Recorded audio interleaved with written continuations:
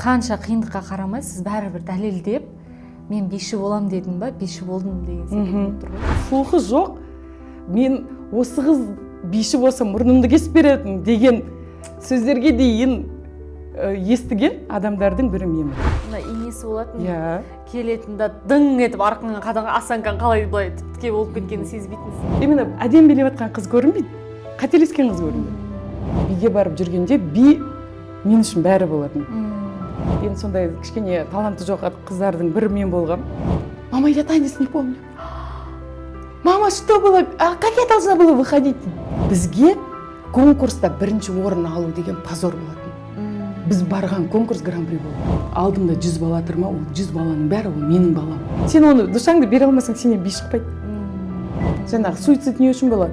Суицид шықпай қалған эмоция. Баладан просто күнің қалай өтті? Осы аптада сенде қандай эмоция болды деген бір-ақ сұрақ балаға мойындай білу керек. Сенің де бала болғаныңды.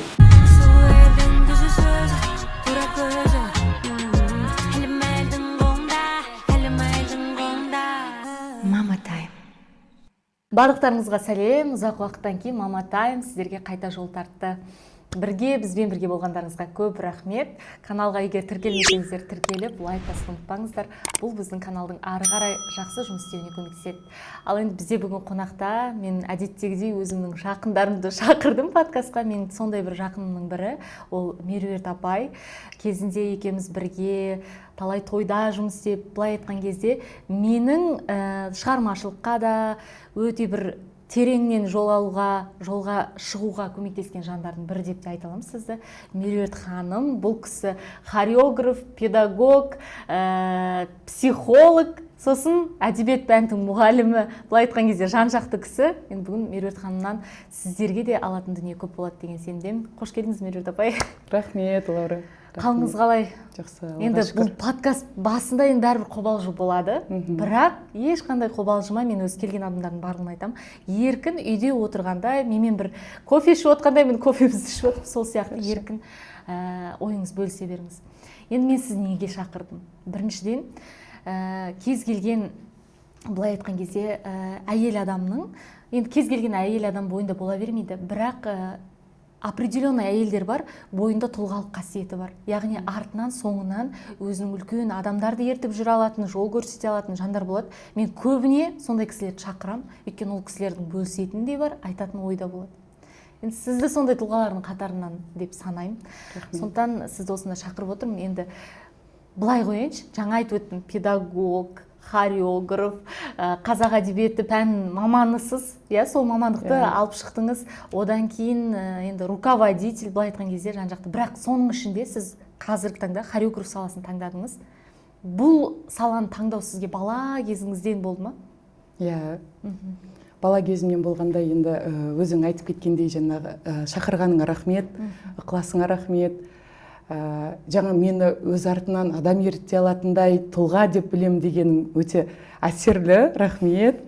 Өз оқушыларымнан ондай құрмет білу, құрмет есту, ол ерекше екен, рахмет.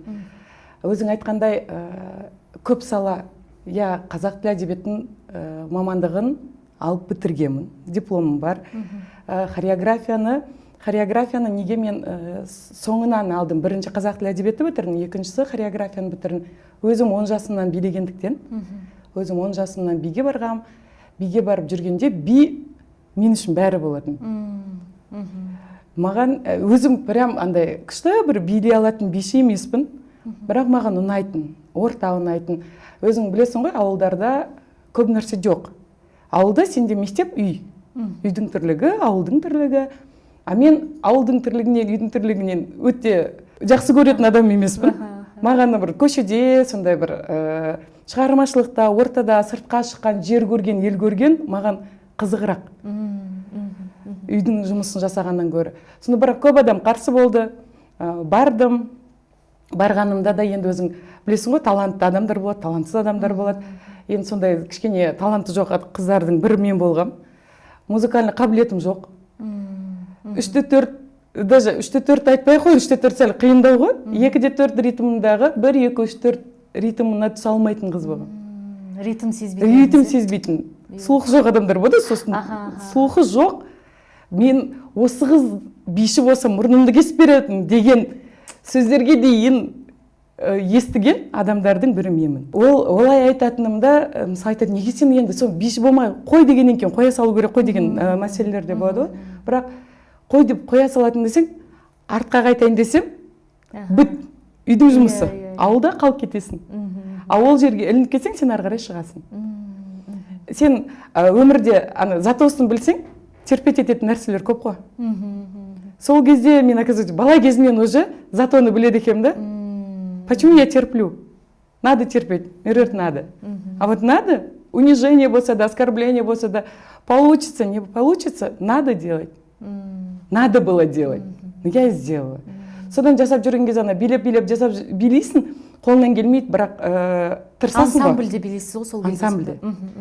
Біз өзі ауылда 2 ансамбль болатын. Жұлдыздар ансамблі болады, жетекшіміз Жанат Балтаевна.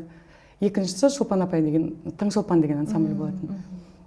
Сол Таңшолпанда екінші состав, енді бірінші жұлдыздар болып ашылған. Сол жұлдыздарда өзі ауылда болды, элита, не элита деп бөлінетін. Енді, может, ешкім бөлмейтін шығар, бірақ менде сөйтіп бөлетінмін. Жұлдыздар, ол элита болып есептелетін. Ал болады ғой, менде принцип кішкентайымнан мынандайды, жамандардың арасында жақсы болғаннан гөрі, жақсылардың арасында жаман болып жүрсең де ілтипаты жақсы. Ол өте андай жақсы не, өйткені менің ұстазым да айтатын, жаманға салысып жақсы болмайсың, жақсыға салысып. Яғни жақсымен салыстырып отырып, сіз өсуіңіз мүмкін, рост болады. Иә. Ол жерде жүргенде андай әдемі қыздар, әдемі орта, әдемі көйлек. Ол жақтан сіз айтып жатсаң, ритм сезбеймін, шығарып тастайын деген болмады ма? Болды, шығар дейді. Шық дейді, кет көзіме көрінбе дейді. Анда билеп жатса, өзің ойлаш, мен өзім де хореографпын ғой, 16 қыз билеп жатады, 15-і бірдей билеп келе жатады, біреуі гадкий утенок. То бір оңға жасап жатса, сен солға жасайсың, бірге түсіп жатса, из-за такта емес, в такт түсіп кетесің, сондай көрініп тұрады ғой ошибка. Именно әдемі билеп жатқан қыз көрінбейді, қателескен қыз көрінеді. Понимаешь, көрініп қала береді. Ондай адамды мен өзім мұғалім ретінде білем, ондай оқушыларды терпеть невозможно, потому что артқа тартады. Кәдімгідей команданы артқа тартады. Мен осы орайда қатты үлкен рахмет айтқым келеді, сол менің жетекшіме, Жанат Балтаеваға шыдағанына, возможность бергеніне. Хотя бір жылда бір биді әрең үйренсем де, бірақ жүре берсінші деп көзін жұмып, кейде билейтін жерлерім болады, кейде билемейтін жерлерім болады. Но факт, мен ансамбльдемін. Керемет. Сондағы бірінші тағы да мынандай мәселе болып тұр ғой. Ол мінездің де арқасында шығар. Мысалы, жоқ мен істеп шығамын. Мысалы, сізге қаншама адам сенбей тұр деп айтайықшы. Сол жерден өзіңе сене білудің өзі ол үлкен мінез талап етеді деп ойлаймын. Мүмкін, иә, мінездік те бар. Өйткені мамам көп айтушы еді, қор көкірексің деп. Андай көкірек адамдар болады ғой. Жасай алмайсың, сен жасаймын деп. Сенен ештеңе шықпайды десе, шығады. Надо будет, пакет қойып, соны тесіп шыға салам. Тесіп шықтың ғой, шықтың деген сияқты факт. Но қалай оны жасадың, мен ойлаймын, ешкімге қызық емес. Жасап шыққаның ғана қызық. Ол сен қандай жолдан өттің, неважно. Результат бар ма? Бар. Сен оны 4 сағат дайындалсаң да, 1 сағат дайындалсаң да, бір биді 1 жыл жаттасаң да, жаттадың ғой, шықтың ғой. Шықтың. Керемет. Мынандай нәрсе болып тұр ғой. Қанша қиындыққа қарамай, сіз бәрібір дәлелдеп, мен биші болам дедім ба, биші болдым деген секілді болып тұр ғой. Содан кейін қалай сіз қалаға келдіңіз, би қалай жалғасты? Сөйтіп 11-ді бітіреміз, 11-ді бітіріп болғаннан кейін бізде Шымкентте университеттің хореография факультетінің мұғалімдері келеді. Әр ансамбльдің 11-ші классын бітіретін түлектері бар ансамбльдерге уже мұғалімдер шыға бастайды. Бізге жіберіңіз деп. Сол кезде бізге Қазақ-Түрік университетінің хореографтары келіп отырды. Бізге хореографияға түсіңіздер деп. Сонда әкемнің сөзі болды. Жоқ, мен бермеймін қызымды. Қызымды бермеймін, өйткені ол уже дайын хореограф. Әрине сіздерге жақсы дайын оқушымен ары қарай жұмыс жасап кеткен, бірақ менің қызым бармайды. сосын мен папаға айтамын, папа қалай мен бармаймын, мен барайыншы, маған ұнайды ғой би, сен дайын хореографсың ғой, не қыласың, сен и так жұмыс істей аласың онымен деген сияқты. Жарайды, енді не істеймін, қазақ тілі әдебиетке бар дейді. Енді мектепте оқыған кезде біз қазақ тілі әдебиет тереңдетілген класс болдық. 8 класс пен 11 класста қазақ тілі мен әдебиет тереңдетіліп оқытылған. И жаңағыдай, ол маған жақын. Хореография қалай жақын болса, ол қазақ тілі әдебиет те маған жақын. Сондықтан алдымда, жарайды, қазақ тілі әдебиет болса, қазақ тілі әдебиет деп, қазақ тілі әдебиет оқыдым. Бірақ сол жылы, бірінші жылда мен бітіре алған жоқпын. Бітіре алған жоқ болғанда бітірдім, бірінші курсында бітірдім. Бірақ мен ол кезде грантта емес, платныйға түскендіктен оқып шықтым. Енді әкем айтты, папа, хореография грантқа алайын деп тұр. Қазақ тілі әдебиетке мен грантқа түсе алмаймын. Өзім оқытамын деді. Жарайды. Оқытады болғаннан кейін, жарайды, сіз оқытатын болсаңыз оқи беремін деп. Соны март айында мен әкем қайтыс болады. Енді мен үйдің үлкенімін. Ары қарай маған үйдің үлкенісің, кім көмектеседі, кім мені ары қарай оқуымды төлейді. Сөйтемін да қайтадан экзамен тапсырып, НТ тапсырып, Алматыға келем. Алматыға бірақ қайтадан неге оқимын. Қазақ тілі әдебиетке грантқа түсіп, грантта оқимын.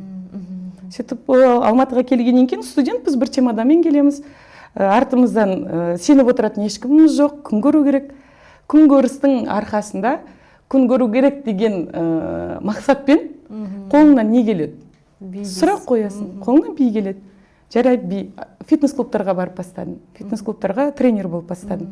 Сен неден сабақ бере аласыз ба дейді. Оны барып сөйлесуді де білмейсің ғой ол кезде. Орысша білмейсің, ауылдан келген адамбыз. Сонымен келген кезде не жасайды? Фитнес-клубқа жазыламын өзім биге қатысайыншы деп. Сөйтен билеп жатқан кез көрініп тұрады ғой, барлық тренер уже бишін көріп тұрасың ғой. Сосын билегенсіз ба дейді, я билегем. Преподавать не хотите дейді, хочу дейді. А что умеете? Я все умею дейді. Хотя ничего не умею, но я все умею. У менде принцип бар. Жасай аласың ба дейсің, жасай алмаймын деген сөз жоқ, жасай аламын. По ходу посмотрим. Сөйтемін да, сентябрь бітеді, октябрьден бастап фитнес-йогадан сабақ беремін. Оның басы фитнес-йога болды, восточный болып басталады, екінші бөлімі йога. Растяжка ғой енді былай айтқанда, енді ол модный қылып фитнес-йога деп айтады. Сөйтіп жүріп преподавать етіп бастадым. Ол жүргеннен кейін бір преподаваниемен ол жерде алатын ақшаң 1000 теңге ма сағатына, сондай жетпейді ғой. Сөйтіп не істеймін, тойға барайық. Соң біз келген қыздар, 4 қыз келгенбіз ансамбльден Алматыда. Жүрдік, соларға жинаймын. Біздің костюм бар ғой, бар. Билей аламыз ғой, билей аламыз. Давай тойға шығайық. Жарайды. Сөйтемін да тойға шығамыз. Тойға шығу үшін бізге тамада керек. Кім бар еді? Кім бар? Ойланамыз да Өктем Алтаевқа барамын. Енді Өктем Алтаевпен біз Қазығұртта бірге оның концерттерінде билеп жүрген бір сахнада енді танып. Жерлесім дейсіз. Жерлесің. Жүзі таныс адам. Сол кісіні тауып аламын да студиясына барамын. Өктем аға, біз келдік, біз осынша қызбыз. Есіңізде болса, мен енді өзім таныстырамын, да біз жұлдыздарда билегенбіз, есіңізде ма деп қоямын. Енді ол кісі енді біз танымаса да, енді я білем деп, ансамбльді білем деп айтады. Бізде 4 қыз бар, сіз тамадасыз ғой, бізді биші қылып алыңыз. Қаншадасыз сол кезде? 17-темін. Сөйтіп 17 жасымнан тойға Өктем Алтаевтың арқасында. Енді мені биыл 20 жыл болады дейсіз ғой тойда жүргеніңізге, әлі де сол топта бізде биледік. Мен осы жерде бір пікірге айтып кеткім келеді. Негізі көп адам ойлайды, бишілер ақша таба алмайды деген секілді. Мен мектеп қабырғасында сол биді үйренген, өзім биді үйренген адам ретінде айта аламын. Мен біраз өзімнің қаражатым сол биден таптым деп айта аламын да. Негізі кәдімгідей жақсы табыс табуға да болады бұл салада. Осы орайда бір айтып кететін нәрсе бар да. Осы жылдың қыркүйек айында Жезқазғанға конкурсқа бардық. Жезқазғанның конкурсында сол Жезқазған қаласының әкімі сөз сөйлейді. Спонсор сол болған конкурстың. Сол айтады, мен дейді, вокалисттің жерде қалғанын білем дейді. Өшіп кеткенін, ешкім болмаған. Суретшілер ешкім бола алмай қалуы мүмкін. Өйткені шабыты кетіп қалса, ол сурет сала алмай қалады дейді. Бірақ бишінің жерде қалған биші көрген жоқпын дейді. Толықтай келсем, бірақ жаңа мен бір момент айтып жүрмін, 17-ші жыл бастап 20 жыл деппін ғой. Ол сіздің 20 жыл жалпы өзіңіздің неңіз ғой. Ал тойда жүргеніңізге қалай сонда? Қалай болды? Тойда 2017 басталды, я 2017-те. Өзім биші болып Алматының тойында жүргеніме 19 жыл. Болды, түсінді. Оған дейін 10-11 класс, мен сонда 15-16 жасар. 15-16 жасар кезімде Шымкентте. Жоқ, 2017 емес қой. 2007. Бәсе. Енді дұрыс. 2007. Иә, 2017. Сол айтатын 2007. Бәсе, 20 жыл мен ойлаймын. 10 жыл емес еді ғой. Менің өзімнің тойда жүргеніме 10 жыл. Сіз онда 20 жыл. 20 жыл. Негізі арасында 20 жыл уақыт өтіп кетті былай айтқан кезде. Зато сіз сол тойдың бидің арқасында қандай жақсы жетістіктерге былай айтқан кезде қаражат жағынан да біраз өзіңіздің қажеттіліктеріңізді жаптыңыз. Иә. Мен бір пікір болған, академия қабырғасында оқитын кезде есімде біз бір концертке дайындалып жатырмыз Гатопта. Біздің академияда сабақ беретін бір ұстаз, енді есімін атамай қойын, бірақ сол кісі бишілер тоже дайындалып, прогон болып жатыр, вообще үлкен прогон. Сол кезде былай айтты: мен осы бишілерді түсінбеймін, би деген не үшін керек, это не искусство дейді. Я тогда, я актриса, хорошо, я актриса, ол тоже актер, да, и мен осылай шетте тұрмын да, это просто пластика дейді. И мен осылай тұрмын, ол ой мені былай айтқанда задело, бірақ мен тұрмда жоқ, олай емес қой, ішімде сопротивление жүр, олай емес қой, неге олай айтып тұр деп ана кісіге айтқым келіп тұр ғой, жоқ, сіз неге ойлайсыз, ол жақта да душа бар деген секілді. Өйткені кішкене мен өзім мектепте оқыған кезде Гүлнар деген сол хореограф апайымыз болған, Томирис-би ансамблі билеген, сол жақта бота бәріміз бірге танысып, кейін бір сыныпқа көштік. Сол кезде ол кісі настолько бізге бидің фундаментінде көрсетті да, что танец это душа. Да. Ты должна душой это передать деп. И маған айтатын: сен билеген кезде өмір сүресің дейді. И настолько ол менің анау жүрегіме сіңген ойда, сосын мен ойлаймын, бұл кісі дұрыс айтып отқан жоқ, неге өйтіп айтып отыр деп қаттандай сондай жүрді менде. Кейіннен анау бүйтіп, может, дұрыс айтып тұр ма бұл кісі, бірақ айта алмадым ойымды, сол кезде айтамын, тістеп кеттім да. Кейіннен ойлаймын, жоқ, ол кісі дұрыс емес, ол әркімнің өз пікірі бар. Әркімнің өз пікірі бар, бірақ би деген ол бәрібір де ана ішкі жан дүниеден шығатын нәрсеге де былай айтқан кезде өнер нәрсе деп айтпаған, өнер былай айтқан кезде. Бұл да өнердің бір бөлігі, ол іштен туатын дүние. Ол өнер ғана емес, ол өмір. Вот өмір надо проживать деп айтатын ана билеген кезде, мысалы мен күл дейді ғой, постоянно күліп, олар ана как будто это өтірік сияқты, рабочий сияқты болып қалады. Это должно быть андай от души, да, жүректен билеген кезде. И вот это сон ой деп сөйтіп қалғам негізінде. Ол ағай мүмкін жүректен шығып билеген бишіні көрмеген шығар. Бәлкім мүмкін келсе ме, ол да биді басқаша көрген шығар. Иә, өйткені ана жүрекпен сезінетін адамдар ол бәрі басқа көзқарасты. Осы жер тағы айтайын деп тұрмын да, жаңа сіз айтып жатсыз, мен ешқандай да талантым болмады, қабілетім болмады, ритм сезбедім. Енді біздің ағайды айтатын, Оразхан Кенебаев марқұм ағайым айтатын, адамда мысалы 1% ғана талант болса, 99% еңбек. Кейбір кісілер бар, я Құдай ол кісілерге өте үлкен талантты берген, олар да жаңағы бүйтіп жасай салсақ шыға салады, Құдай берген да. Ал кейбір кісілер бар еңбекпен. Вот менің алдымда сондай бір кісінің сіз дәлелі болып отырсыз ғой. Ол рас. Еңбек. Жаңада мен де қазір қыздарға айтамын ғой, билей беріңдер. Үйде үйрендіңіз ме? Жоқ дейді. Бізді қалай жасайтынбыз? Мектептен үйге келгенше жолда билеп келетінбіз. Енді біз ауылда тұрамыз ғой.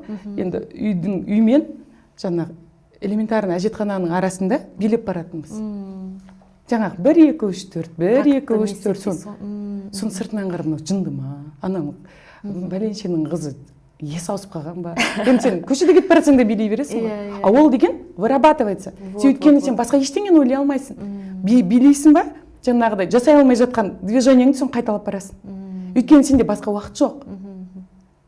Басқа уақытың жоқ. Үйге келген кейін үйдің жұмысын жасау керексің. Мол сені биге барады екенсің деп үйдің жұмысынан ешкім сені бөлектетпейді. Ол қазір биге барады ғой, демалып алсын деген әңгіме жоқ. Өйткені үйдің жұмысын жасау керек, көмектесу керек. Жаңа үйдің жұмысын жасасаң да, білесің ғой, бала емеспіз ба? Өтірік жасайсың для галочки. Жасалынды ма? Сыбырғы ұсталынды ғой, ұсталынды. Ол қалай ұсталынды, ол ешкімді қызықтырмайды. Бәр жерде, үлгеру керек деген режим ғана. Енді айтыңызшы, осы би сізге не берді? Би маған көп нәрсені берді. Би ең бірінші маған свобода. Вот айтады ғой, самоценность, свобода, өз-өзіңді бағалау, өз-өзіңді білу, өз ресурсыңа сену деген нәрсені берді. Сенімділік. Бірінші очередь сенімділік. Сен білесің, оны мен жасай аламын. Барасың ба десе, барам. шетелге балаларды 2018 жылы шетелге балаларды алып барайын деп жатырмын. Өзім балалармен шыққан емеспін. Бала болып шыққан, руководитель болып шыққан емеспін. Организатор танымаймын да. Сөйтем де бара аласыз ба? Иә, барамын. Страх жоқ ішіңде. Өйткені сен оны көргенсің. Қалай болатынын білесің. Самолетқа қалай отыру керек екенін білесің. Регистрация қалай жасау керек екенін білесің. Бала болсаң да, бірақ действие қалып кеткен. И ішіңде қорқыныш жоқ кезде сен бәрін істейсің. Саған ештеңе қорқынышты емес. Тіпті ол қорқыныш болса да, андай ғой, сол жақта бүкіл қызықтың бар. Оны жеңген кезде қызықтың бар сонда. Қалай жасап шықтың? Қалай бар? Ол ма? Ата-ананы көндіру керексің ғой, сен ата-ананы сендіру керексің. Сенің қолыңнан келетін не? Сен оның бара алатыныңа, жасай алатыныңа. Ал оның ішіндегі сенің құбылысың, оны сенен басқа ешкім білмейді. Ол плавно келдік қой уже. Қазір сіздің руководитель міндетіңізге дейінші. Қазір сіздің қол астыңызда өзіңіз қаншама шәкірт тәрбиелеп отырсыз, қыздарды үйретіп отырсыз. Қанша жастан еді? 3 жастан ба қателік? 3 жастан, былай айтқан кезде 17 жасқа дейін ба? 17 жасқа дейінгі қыздарды сіз биге үйретіп отырсыз. Енді сол руководитель, хореограф ретінде айтыңызшы. Енді алдыңызға қанша түрлі қыздар келеді ғой. Оларға сіз не үйретесіз және олардан сіз не үйренесіз? Ең алдымен үйренетінімді айтайыншы. Балалармен жұмыс жасап, балалармен мен 2007 жылдан. 2007 жылда 2-ші мектепте мұғалімдік жұмысымды мен сол жерден бастадым. Жетісу ауданына қарасты номер 2-ші жалпы білім беретін мектеп болды. Сол жерден бастадым. Сол жерде жүрген кезімде балалар келеді. Бір мектептен 80 бала жиналды. Бір аптаның ішінде би болады десе 80 бала жиналған. Енді жаңағы менде деген өзі мінезім, өзі қайсар, қатал, ұрсалам. Неден результат жасау керек екенін білем, қалай жасалыну керек екенін. Соны мен жаңағы баланы аймалау керек екен, баланы алдау керек екен. Енді сен ой кезде өзің баласың ғой.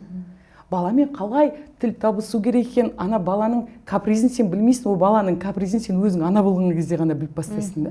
Как можно с ними договариваться? А на жерде договариваться деген нәрсе жоқ. Тұр, жаса. Жасатқасын 60 баладан жылдың соңында 7 бала қалады. Іріктеліп. Өйткені билеуді бәрі білу мүмкін, билегісі келу мүмкін, но билейтін адам аз. Өйткені қаталдық болмаса, дисциплина болмаса, еш жерден сен нәтиже көре алмайсың. Ал ол жерде маған бірінші ақша табу емес, маған сол балалардан результат шығару маған қызық еді. Мен алдап, әшейін өтірік өз уақытымды, жұмысымды жасап, сол 60 баланың ақшасын алып отырған, 60 бала 5.000 теңгеден 300.000 теңге. Бірінші курстың студентіне. Алматыда. Жақсы ақша, иә. 2007 жылы. 300.000 бұл қазіргі бір миллионның несінде бағаланады ғой. Ол кезде проезд 25 теңге. Проезд 25 теңге. Сөйтіп жүрген кезде, ал менде ана ақшайым сонда жанымда жүрген Өктем Алтаевтың қарындасы Бибігүл деген қыз болатын, подружкам, ол кезде подружка болып араласып кеттік. Сол қыздың предложениесі болған. Сен билей аласың ғой, бізде мектепте хореограф керек еді, маған хореографияны ал дейді, мен бірақ билей алмаймын, үйрете алмаймын, сен алшы дейді. Бұл жерде де қараш тойдың көмегі. Связка. Мен Өктем ағаға келем, ол Бибігүл сол кезде Өктем ағада өлең айтады, біз билейміз.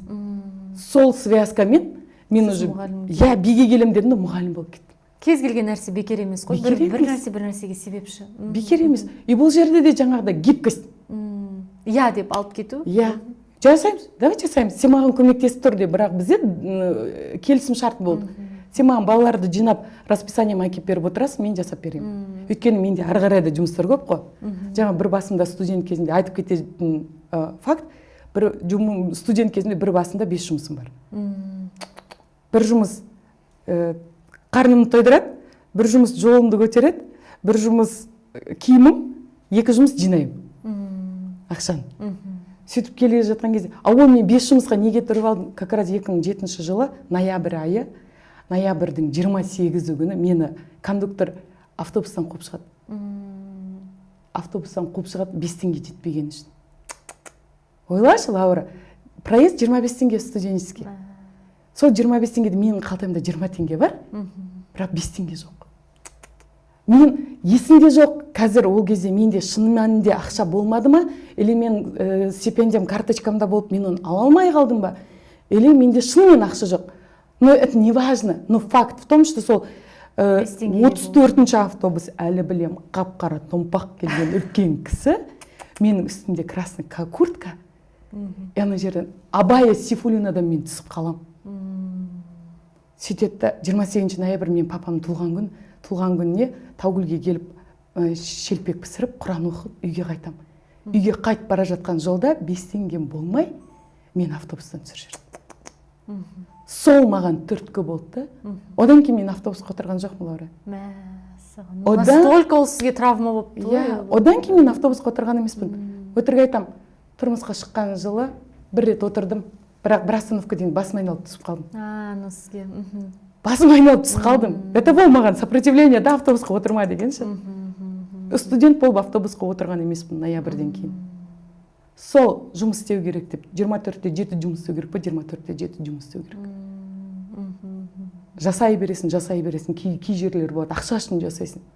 Қойшы ақшасын беріп жатыр ғой деп. Кей жерлер болады, баламен жұмыс жасаған кезде сен ақша үшін емес. Сен баланың жетістігі, баланың результаты үшін жасау керексің. Өйткені ата-ана саған баласын сеніп әкеп беріп тұр ғой. Мына мұғалім деген өзің білесің, мұғалім деген ол жол көрсетуші. Ол сенің ұстазың, ұстанымың, сен солған қарап бой түзейсің. Дұрыс айтасыз. Енді сенде сондай жауапкершілікпен ата-ана саған баласын алып келіп беріп тұрғанда, сенде ол жерде ақша ойлап тұратын возможность жоқ. Қателесуге де сізде былай айтқан кезде. Возможность жоқ. Я не должна қателесуге. Өйткені бала саған қарап, мен қателесем, ертең бала қателеседі. Ойла, мен дұрыс емес мұғалім болып, дұрыс емес тәлім беретін болсам, сонда мен бір өзіммін, жарайды, мен бір өзім қателесем, алдыңа келген 20 адам болсын, хоть 3 адам болсын. Бір адамның қателескен оңай ғой, 3 адамнан гөрі. Керемет. Ал мысалы енді ата-аналармен қарым-қатынасты айтып өтіңізші қазір. Мен өмір ұстаздық жолымда, жаңа 2-ші мектептен бастадым ғой, мен 2-ші мектептің ата-аналарына үйреніп қалғаным. Мектептерде зал жоқ қой, станок жоқ, зал жоқ, айна жоқ. Мектепте не бар? Актив зал бар. Актив залда дайындаламыз. Менің бір қасиетім мынандай болды, менде ата-анамен ешқашан проблема болған емес. Мен сабақ өтіп жатам ба, ата-ана сыртта коридорда жүрмейді, ата-ананы залға отырғызып қоямын. Мен сахнада балалармен жұмыс жасап жатсам, ата-аналар сиденьеде отырады, көрермен болып. Сонда біздің жеткен жетістігіміз сол қыздармен бізге конкурста бірінші орын алу деген позор болатын. Біз барған конкурс гран-при болу керек. Настолько бізде уже қойылып қойған планка гран-при. Сол 7 қыздан мен движение көрсетіп жатам ба? Хореографтардың өзің мінезін білесің ғой? Көрсетесің, қателесе, аяғын шеше саласың. Тапшке уақытта. Қолыңда менде постоянно қолымда ключ жүреді. Ключ кетеді. Су ішіп отырсаң, бутылкаң лақтырылып кетеді. Ол рас, жасыратын ештеңе жоқ. Қазір біреулер, не деген тиран, бірдеңе деп, қазіргі ата-аналар сөйтіп шығуы мүмкін. Егер баладан результат қалайсың да, сен мұғаліммен бір бол. Бір команда бол. Өйткені деген бала, ол оны білмейді. Мамасы мен анасы мен мұғалім бір сөзді айтып отырса, бала оған сенеді. Сонда результат болады. Доверие да пайда болады. Сондағы мен айтқым келген жаңағы ата-аналарға әлге дейін мен риза болатыным.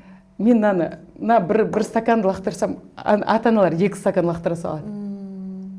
Мен келіп үйретім, былай ғой деп жасап, уже шыдамың таусылмайды ғой, нервің жетпейді ғой. Тем более өзі хореографтар өте нервный келеді. Білмеймін, мен сонда мен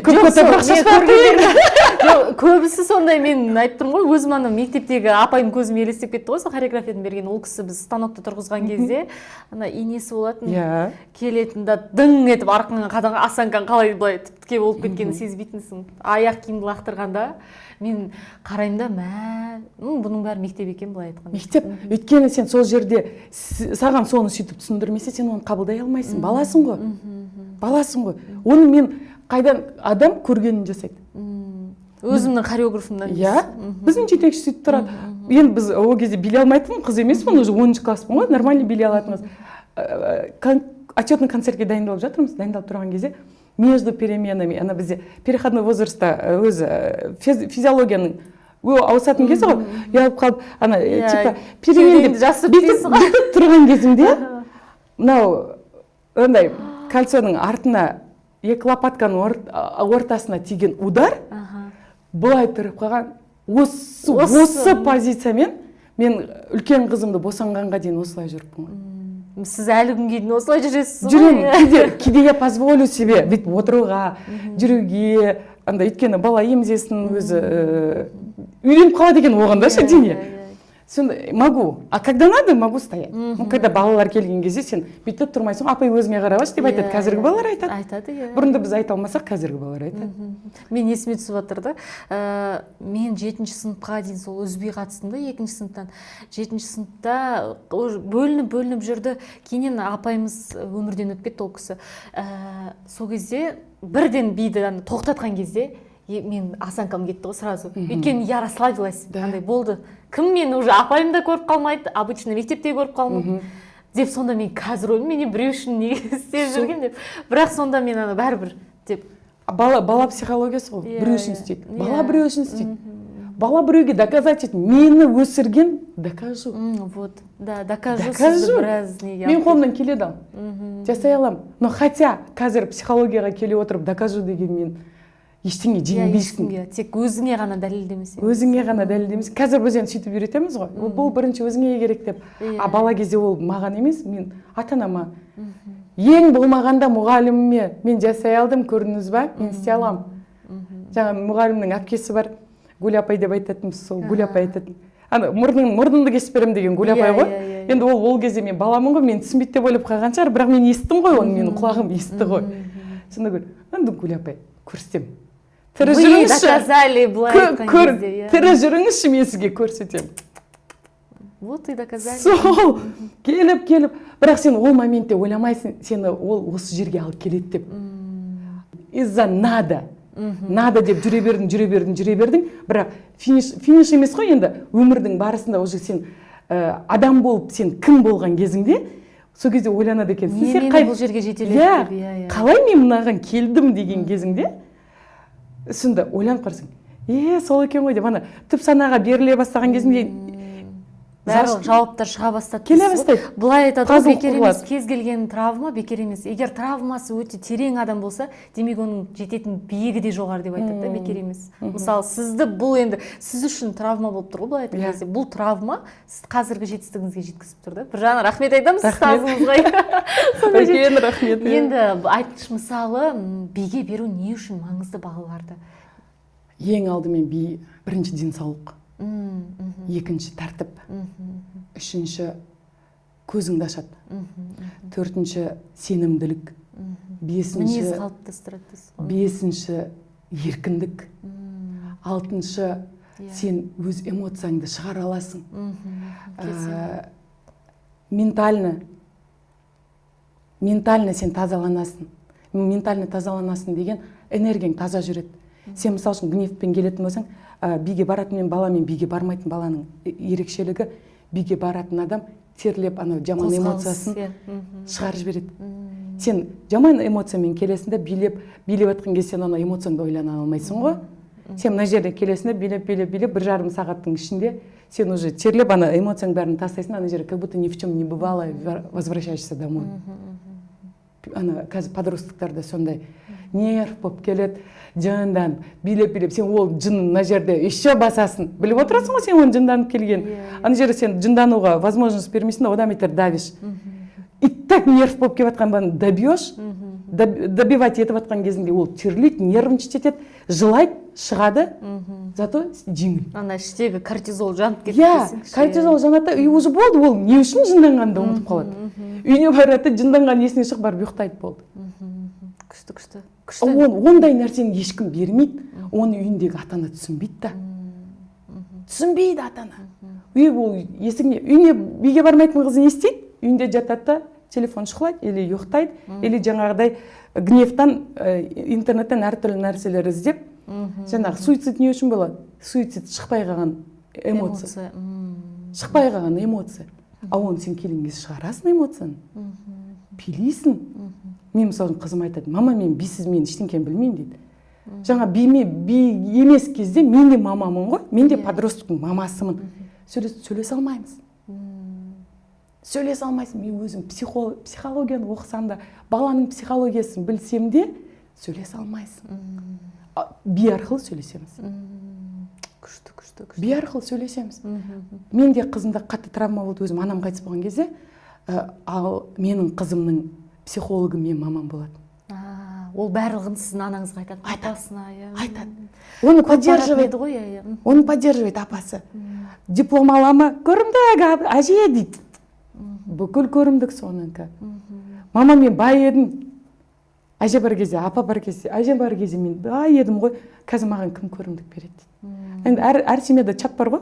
Отбасы деген чат бар, отбасы чатқа любой дипломын жібереді. И көрімдіктің бәрі соныкі. 30 мыңдап, 50 мыңдап, жаңында айтып біз енді ажар ақша бере тұршы деп ажардан сұрайтын бизнес болады. Қарызға бере тұршы деп. Сонда ол кезде қатты травма болды. Сөйтеді да жаңағы ішіндегісін шығара алмайды. Мама мен намаз оқиыншы дейді. Енді ол кезде кәмелетке толмаған бала 9 жасар ма, 10 жасар. Оқиыншы дейді. Енді сүрелерді оқы. Ол жарайды, оны оқып жүр. А би келген кезде менде мынандай болды. Жаңағыдай шабыт деп айтады ғой, шабыт келген кезде осыдан 3 жыл анам қайтыс болғанға дейін 2 жыл, 3 жыл алдын бір күй ұнайтын. Салтанат деген күй бар. Салтанат ана туралы ғой. Сол күй ұнайтын да. Мен соған би шығарам деп жүрдім, бірақ сәті түспейді. Сөйтем да жаңа анам жерлеп келеміз, жетісін өткізіп келеміз. Сол кезде Турцияға дайындалуымыз керек. Планда Стамбул қаласына бізде конкурс. Сонда дайындалып не істейміз? И менде концертмейстерім болатын, Александр Васильевич деген Мелешкин. Сол айтады да, ол кезде менде жұмыс жасамайды, кетіп қалған. И бір кездесіп қалдық екеуміз. Чемнерер доставила, да, танец дейді. Какой танец? О чем вы десем? Помнишь, ты же на Салтанат хотела танец поставить дейді. Да, дем. И сол кез келгенде 2 күнде би қойылады. Би қойылып бастап тұрады, бірақ менің жүрегім жетпейді ана биге қоюғашы. Ана музыканы. Жүрегім жетпейді. Айтқым келген нәрсе бар, бірақ айта алмаймын. Сөйтем да өзімнің студент кезімдегі ұстазым айтам, Алмат Мүшелбаевич айтам. Алмат Мүшелбаевич, менде мынандай күй бар. Ол мамаға арнағым кеп тұр.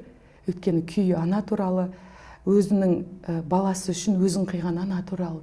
Ана мен естуім бойынша Салтанат деген қызына арнаған ба сондай, Қызына арналғанда анамен, бірақ анасының өмірден өтіп кеткеніне, анамен бала жеткізу ма? Неде, Орманда, енді ана қыстауда, қыстауға кетеді ғой, енді сол қыстауға кеткен кезде анасы мен қызы прогулкаға шығады да, сол прогулкаға шыққан кезінде қасқырлар шабуылдайды оларға. Енді ол ютубтағы несі клипі бойынша сондай. Сөйтеді, сол кезде нені жасайды? Анасы қасқырларды екеуін де жеп қою мүмкін ғой. Қызын аман алып қол үшін қызын үңгірге тастайды да, қасқырларға өзін манит етіп, сөйтіп ол қасқырлар оны жеп, қызы үңгірде қалады. Аңға кеткен әкесі ертесіне таң атқан кезде қызын табады. Сол қыз, сол Салтанат деген сол қыздың несі, воспоминаниясы. Клип сол қыздың воспоминаниясы. А ол кезде принцип қызды құтқарған ана. Соны аламын да сол биді қоям. Сол биді қойған кезде мен өзім билей алмаймын ғой. А ол жерде страдание мен ажарымның. Сөйтем де ажарды қоям. Ажар бұл сен. Соло, соло емес, артына массовка бар, солист қылып мен ажарды аламын. Сөйтіп ажарды алған кезде сол би арқылы ажар прожила. У меня мурашки. Ажар өзінің жаңағы болын, енді бірінші рет дебютты Стамбулда жасадық. Ана биге қарай алмайым. Лаура, сенесің бе, биге қарай алмайым. Ажар шығайын деп тұр. Енді мен бізде енді сахнаның сыртында әркімнің өзінің традициялары болады. Сахнаның сыртында біз дұға жасап, аумин деп қыздарға бата беріп шығарып салам сахнаға. Сахнаның артында тұрасыз ба? Негізі. Артында тұрам, кейде духым жетсе сыртқа қарай, уверенно болған кездерінде сыртында қарап тұрам. Бірақ кейде өзімде қорқыныш бар кезде, переживание, енді бірінші дебюттарда сондай болады. Кейін уже үйреніп қаласың ғой. сол дебютта мына уже объявляет ансамбль народного танца Куналима деп объявляет. Ажар стоит: мама, я танец не помню. Мама, что было? А как я должна была выходить? Сөйтем да, қызым, мен білмеймін, мен де білмеймін деймін да, кетіп қаламын. Мен де білмеймін деймін да, сыртына шығып кетіп, қарай алмаймын. Сөйтіп сыртта тұрдым. Бірақ Ажар билеп шықты. Оны паника болады ғой, музыка қосылған кезде дене өзі билейді. Сөйтіп билеп шығады.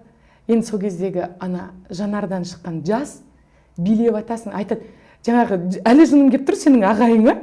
Ана бишілерді менің ағайым емес ол. Менің ағайым емес, мүлдем ағайым емес. Сен саған жаңағыдай сондай сөз айтқан кісіге ол басқа біреу айтты, естіп қалдым, мен ағайым емес. Сол кісіге кішкене ренжіп тұрмын. Душа бар. Вот, душа болмаса сен билей алмайсың. Ол ана сөзсіз-ақ былай айтқан кезде көрініп тұратын нәрсе ғой. Беріп тұр ғой. Сен оны душаңды бере алмасаң, сенен би шықпайды. Би шығара алмайсың, билей алмайсың, сен уже кетіп қаласың. Сөйтіп, сол би арқылы менің қызым шықты.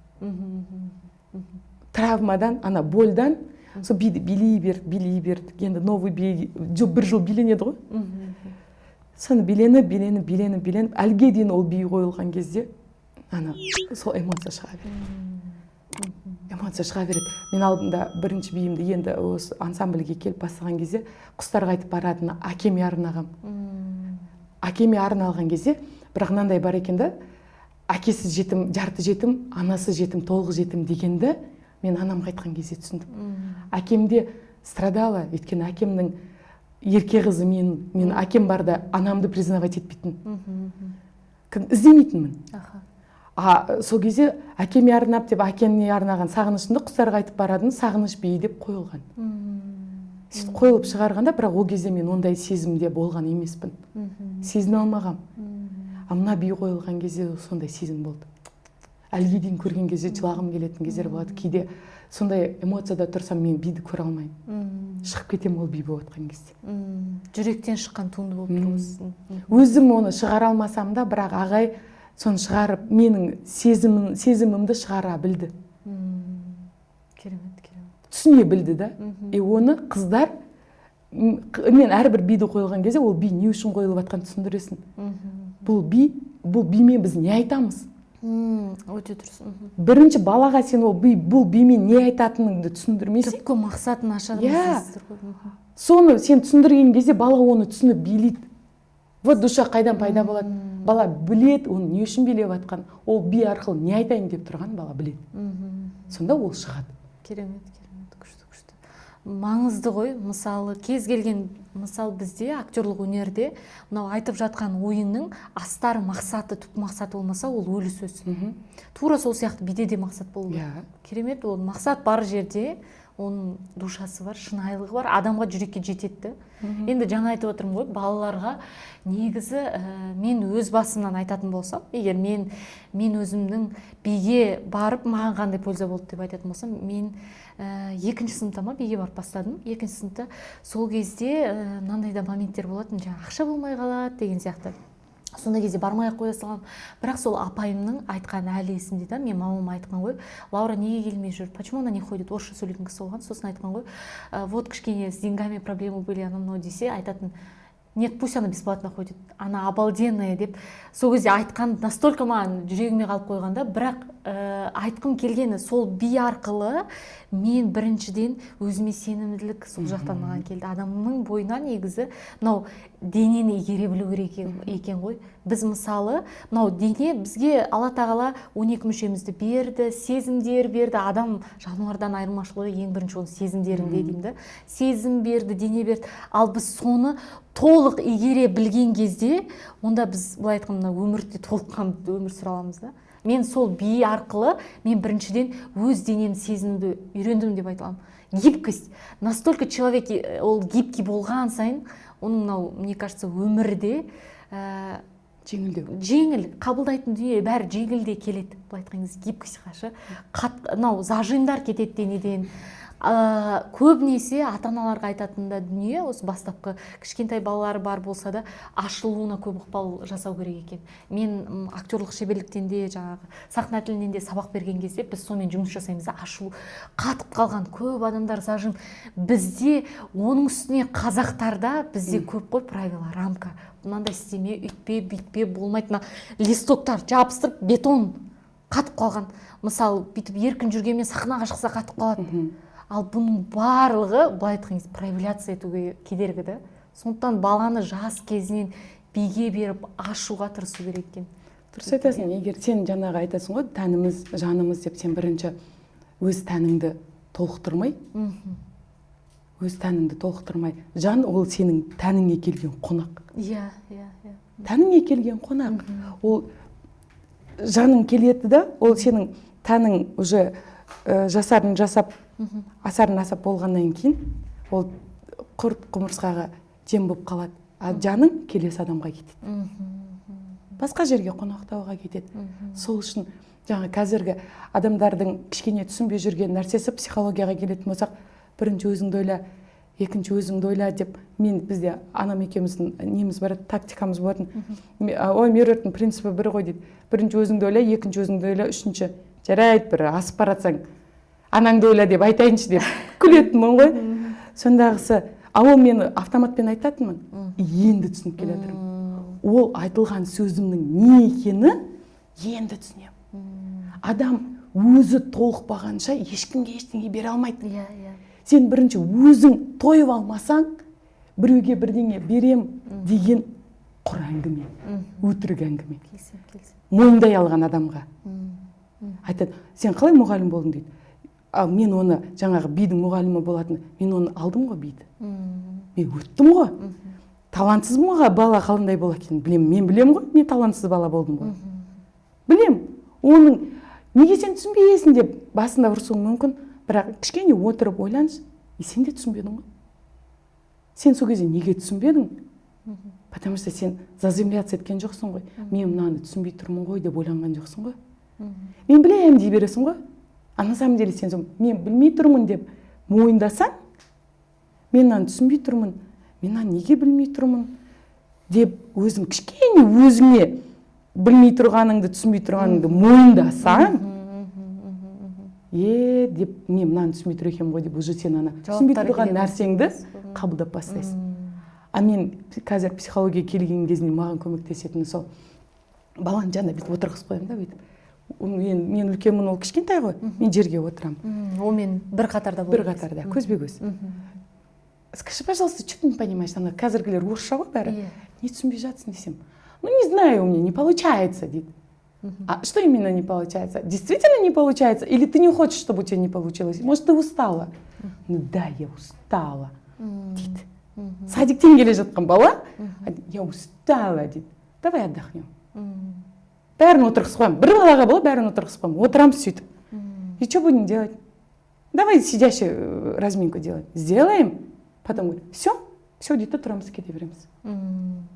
Болды, ана бала қабылдайды одан кейін оны. Деңгейінде сөйлесе алу маңызды. Сол шаршадың десе, мен де шаршадым деп отыра қалсаң, оны шаршаған ұмытып кетеді. Бір-ақ минут оған көп кетпейді. Көп ата-ананың да андай момент бір-бірін естімеуі, ата-ана болып алады, баланың маңыздысы подростковый возрастта екен ғой. Айтады ғой бізде өзі. Жастар ерекше, мысалы, қанша сыйла, одан кейін құлша жұмса, одан кейін досыңдай сырлас деп. Біздің кезінде ата-бабамыз айтып кеткенде, подростковый возрастта баламен андай дос бола білу маңызды екен. Баламен дос болып, баламен бала бола алу керек. Балаға мойындай білу керек. Сенің де бала болғаныңды, сенің де алдағаныңды, сенің де қателескеніңді, сенің де көшеде қыдырып кеткеніңді, мектептен қашып кеткеніңді. Балаға мойындаған кезде, бала айтады, апай, мен де қазір мынандай практикую. Аптасына 3 рет сабақ болатын болса, сол үшіншісін именно подростковый балалармен групповая терапия провожу. Групповая терапия дегенде, мен де мысалы өзім групповой терапияға барып жүрген кейін, групповая терапияның не екенін, қандай көмегі тиетінін білемін да. Енді сен барған жеріңнен, көрген жеріңнен оны польза қылып алып өзіңе қолданбасаң, ол саған жұмыс жасамайды. А барған жерінде көрген нәрсеңді мен өзіме қолданам, бүгіннен үйреніп алдым да кешке әкеліп соны қолданам. И сол маған көмектеседі өсуге. Сонда балаларға келіп қоямын ғой терапияға. Давай, будем. Онда ол жерде терапевтический бір психологический ештеңе жоқ. Баладан просто күнің қалай өтті? Осы аптада сенде қандай эмоция болды деген бір-ақ сұрақ. Ана сол жердегі эмоция болмайтын әңгіме айтады. Ой, ана апай өйтіп айтты, ана надоела ана апай. Нервыма тиді, мамам жыныма тиді. Не понимает, ал это келіп мені ұрса береді. Я такая злая деп келеді. У меня такая эмоция была. Есту, услышать их. Мәз болып қалады. Мен, да ты что, мамаң сөйтті ма? Давай я поговорю. Нет, не говорите, дейді еще. Мама, знаешь, я тоже не собираюсь. Да. У нас есть определенная групповая терапияның өзінің правиласы бар. Мына группада ты можешь здесь все. Ана қазір балаларға айтамын, біз боқтама дейміз, балалар біздің сыртымызда боқтайды. Иә, бәрібір ол нәрсені істейді. Ал мен оларға айтамын, вот мына жерде, бүгін қазір 45 минут па, осы 45 минутта боқтағың келіп тұр ма, боқта. Жылағың келіп тұр ма, жыла. Какая ты на самом деле? Мен де жынданып тұр ма, мен де сендерге боқтама деп айтамын, мен бірақ жыным келіп тұрса, мен боқтаймын. Мысалы, да? Зато сен сол кезде доверияға кіресің балаға. И сол бала саған ашыла алады. Бала ашылған кезінде, ол ана эмоциясын проживать етіп біткен кезде, оған оңай. Потому что ана ендігі аптаға ол жинамайды ол эмоциясын. Сөйтем кейде мынандай моменттер болады, ұмытып кетем. Пятница екен, ұмытып кетем. Енді конкурсқа дайындалып жатқан кезде, ананы істеу керек дейміз да. Сөйтем олар күтеді екен. Терапияға дайындалып жатыр дейсіз. Күтеді екен, ертең пятница, бір күн қалды деп. Сол олар менен сұрайды, апай, какая вы? Как ваша неделя прошла? Блин, меня вот это взбесило, вот это. Мен де ашық айта алам. Мен де ашық айта алам. И мен ашып айтып тұрғаннан кейін олар, апай, сіз сондайсыз ба не дейді? Иә деймін. Мен сондаймын. Енді олардың арасында менің де қызым бар. Ажар да бар. Біз ажармен сол жерде сөйлесе аламыз. Ал мынандай болмай ма, мысалы енді қанша дегенмен olsun қызыңыз анау басқа оқушыларда бір қызғаныш көзқарас бөліп жару деген бола ма? Мысалы енді жаңа сіз айтып жатсыз, солоны ажар, енді ол әрине салтанат күйеу болсын, анаңызға байланысты болып тұр, қызыңызды көріп тұрсыз. Бірақ кейде болмай ма қыздардан сондай, мысалы? Қалай жеңесіздер оны? Жеңгенде сол әлі жеңудің жолын мен әлі таба алған жоқпын. Әліге дейін сол проблема бар. Көбісі негізі сондай, енді жасыру мүмкін емес қой, кейбіреулер мысалы жасырады, мен қызым екенін деп. Жоқ, бізде жасыру деген жоқ. Менде содан кейін специально қызымды центрға қою, мен қызымды продвигать ету емес мақсат. Ол жерде оларда 12 қыз ба? 12 қыз, 12 қыздың ішінде өзі жаңағы душамен билейтін ажар. Оны мен айтсам да, айтпасам да, оны көзге көрініп тұрады. Мен көп биді өзім қоя бермеймін. Өйткені ансамбльдің биінің бәрі, репертуарын бәрін бір адам қоя беретін болса, роспись одинаковый. И ана бидің музыкасы мен костюмы өзгергенімен лексикасы қалып кетеді. А ол ансамбльдің репертуары қызық болу үшін оны постановщиктар болу керек. Сырттан постановщик келіп қойған кезде уже лексикасы басқаша да, ансамбльдің отчетный концерт алған кезде ансамбльдің андай несін ашады, көркін ашады, қызықты болады. Сол үшін менде постановщиктар келіп қояды. Постановщикқа мен айтпаймын, мына менің қызым, мына қызымды ортаға қой деп. Постановщик бірінші лексиканы үйретіп бастаған кейін, движениені үйретіп бастаған кез баланың способностына қарап рольдарын бөліп береді. Рольдарын бөліп бергеннен кейін ғана келген кезде ол хочешь не хочешь, так нағызды центрға қоямыз, нағыз мына жерде, нағыз гибкая мына партияны береміз, нағыз характерная мынаған береміз, ана энергичная мынандай деп өз хореографтың өзі қоя алады, бөледі. Ата-аналарда кейде мынандай түсінік пайда болады екен, өзінің қызы ғой. Өзінің қызы алдына қоя береді деп. Ол бізде хореографтарда менің қызым емес деген әңгіме жоқ. Алдымда 100 бала тұрма, ол 100 баланың бәрі ол менің балам. Менің балам. 1,5 сағатқа келсе де, ол 1,5 сағат ол менің балам. Ол бала менің жауапкершілігімде. Ол оған жаңағыдай ол уақытша келді ғой, білмеймін, элементарный. Апай дәретханаға барып келейінші, дәретханаға апарып қайтып алып келеді, ол менің жұмысым. 14 баланы залға тұрғызып қойып, мен бір баламен барып келуім керек. Өйткені ол 1,5 сағатта оның мен мамасымын. Ол шаршап қалды ма, жылап тұрмын дей ма, жаңағы кішкентай балаға келетін болсақ та, айтады 5 жастан, 3 жастан, негізі 5 жастан положено. 5 жастан положено болғанда 5 жастан мен алам. Ата-аналар қулық жасап, 3 жасар баласын 5 жасар бала деп алып келеді. Енді баланы оскорблять еткің келмейді. Жаңа түріне қарайсыңдар, мына балаң 5 жасар емес қой деп айта алмайсың да. Айтсаң да, апай 5 жасар дейді, бір жарайды деп аласың. Енді баланың ынтасы болып тұрған екен, ала бересің, онда тұрған ештеңке жоқ. Но сол баланың 1,5 сағаттың ішіндегі жауапкершілігі менің мойнымда. Сол үшін, наоборот, менің қызыма қиын. Ажарға солардың ортасында болу қиын. Егер ата-аналар кейде ойлайды екен, өзінің қызын сөйтіп көрсете береді деп. Егер менің қызым ғана интересно болатын болса, мен қызымды өзім ақ звезда қылып, баяғыда звезда қылып шығарып тастайтын едім. Маған бір қызбен жұмыс жасаған удобно. Легко. И мен бір қызыммен әр шетелдің әрқайсысына жылына 4 рет шетелге балаларды конкурсқа шығаратын болсам, мен жылына 12 рет шығарып келе аламын. Өйткені мен оны ештеңе байламайды. Ол ата-аналар менің ақшамды төлеп бермейді. Мен ата-аналарға нагрузка жасамаймын. Мен ата-аналардың арқасында шетел көріп, ата-аналардың арқасында мен байып отырған жоқпын. Мен байып отырсам, өзімнің еңбегім, өзімнің ол бала тәрбиелеудегі, ансамбльдегі жетекшіліктен ешкім байымайды. Егер хореограф болып, мұғалім болып байды деген адам бар болатын болса, білмеймін, мен әлі ондай адам көрген жоқпын. Мүмкін бары да шығар, бірақ мен әлі ондайды көрген жоқпын. Ал енді сол конкурстарға тоқталайықшы, мысалы қаншама оқушыны, сол бишілерді ондай шетелге апарудың өзі үлкен жауапкершілік. Сіз қалай онымен былай айтқан кезде қалай жасайсыз, қалай апарасыз, көмектесетін адамдар бар ма? Негіз бір баланың өзіне қазір кәдімгідей біз қиналып қалып жатқан жағдайымыз бар да. Ал осыншама мысалы олардың арасында жастар кішкентайлар да болады. Олар ата-аналармен бара ма, әлде жоқ? Ата-аналармен барады. Бізде енді барлық конкурстарды мен ата-аналармен бірге барғанды жақсы көремін. Маған ата-анамен бірге барған ыңғайлы. Өйткені жаңада 25 бала барса, 25 баланың 20 ата-анасы бару керек. Дұрыс. Бара алам десе барады, бара алмаймын десе, жарайды, маған доверенность жазды, мен алып жүре беремін. Подростковый енді 10 жастан жоғары балаларды мен өзім жаңа 20 бала болса да 30 бала болатын болса да мен оларды алып жүре беремін. Енді положено жаңағы приказ бойынша да положено бір руководительге 9 бала, 10 бала взрослый болу керек. Әр 10 балаға бір взрослый болу керек. Негізі кейбір жерлерде 4-еу. Менде 50 бала баратын болса, 50 балаға 5 взрослый болса маған жеткілікті. Менде андай запрет жоқ. Кейбір руководительдер положениені ата-анаға көрсетпейді. Ата-ана бармасын деп айтады. Маған наоборот ата-анамен барған ыңғайлы. Ата-аналармен басқаша вайб.